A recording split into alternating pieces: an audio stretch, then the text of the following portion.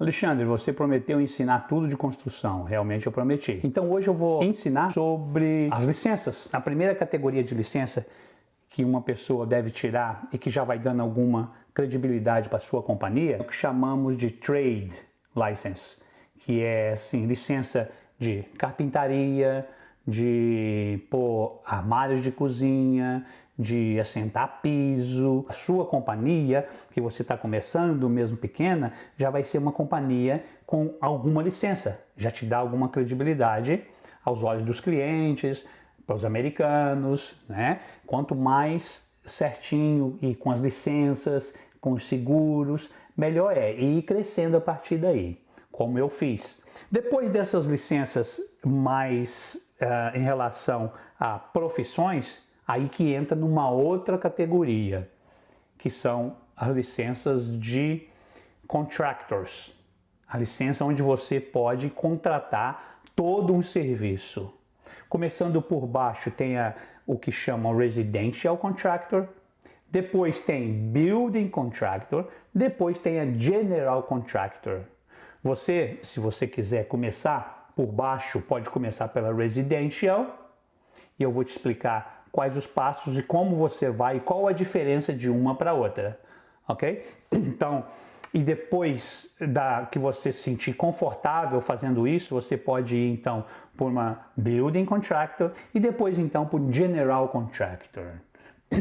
É tudo gradativo, não é? Falando da Residential, você pode construir, te dá autorização de fazer todo tipo de remodelação, garagens e casas até 2 andares, ok? Não comercial. Os testes para as 3 licenças dessa categoria são mais ou menos iguais. O que diferencia é a quantidade de perguntas. Por exemplo, para Residential Contracting é 80 perguntas, Building Contractor 100 perguntas, General Contractor 120 perguntas. Você vai ter mais ou menos entre 16 a 18 livros que você precisa adquirir, que você vai estudar e no dia do teste você pode ter esses livros com você.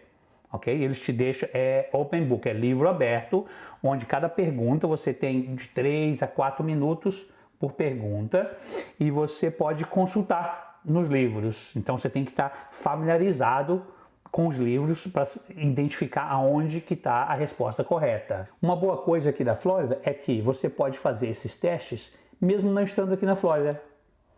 Mesmo se você quiser começar esse processo num outro estado, para ir tratando da sua licença, para quando você chegar aqui já está adiantado, você pode fazer. Não se esqueça também que, paralelo com esses Contractor License, a gente tem a Business Administrative License. É também um exame, um teste que você vai ter que fazer, esse é mais fácil, mas que diz a parte administrativa de se obter uma licença. Ok? Então tem a parte administrativa, é um teste totalmente separado, é um dia separado e é num local separado que você faz esse teste. Muitas pessoas fazem esse primeiro, passa nesse e depois fica estudando para o Contractor Test. Ok? Agora, um dos requerimentos é que você tem que ter no mínimo 18 anos. Você, ao passar no teste, você vai ter que apresentar um seguro, né? Um seguro de Public Liability e Property Damage Insurance. Então você vai ter que apresentar, você faz o teste, passou, tem que apresentar esses seguros para que eles te dêem a licença, ok? E vai ter que fazer o fingerprint, lógico, você já tem que estar na Flórida para fazer o fingerprint aqui, ok? Custo, quanto que isso custa? O exame, que eles chamam de exame, o teste, custa na faixa, você vai gastar na faixa de 200 a 300 dólares, sem contar o preço dos livros. Como eu falei, tem de 16 a 18 livros, ok? Então você vai pagar de 200 a 300 dólares de fee para fazer o exame, ok? Passou nesse exame, você vai também gastar com a sua licença de taxas de aplicação, mais ou menos uns 300 dólares. Então, e nesse teste de contrator, eles vão testar você para saber o que você conhece em termos de fundação, colunas, trabalhos de pedreiro, masonry work, que inclui blocos, né? E form board structural reinforced concrete. O que é isso? É as formas que fazem para construir uma casa, que leva ferro, tá tudo isso no livro, explica tudo direitinho.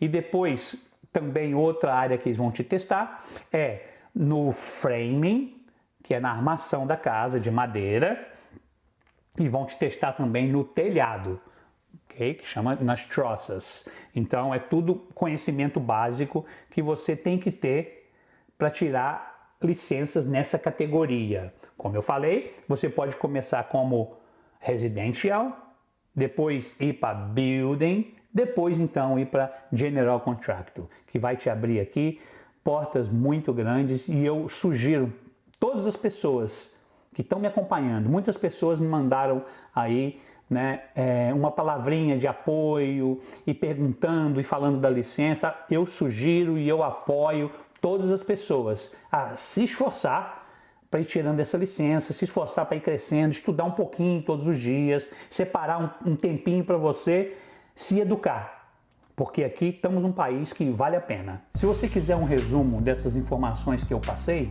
eu estou deixando aí na descrição alguns links que podem te ajudar, onde você pode começar a dar seus primeiros passos. Se você tiver mais sério sobre o assunto e precisar de book um tempinho comigo, pode deixar aí um comentário, que eu gostaria muito de estar tirando um tempo com você, um one-on-one, um tempo só seu, para estar caminhando com você nesses primeiros passos.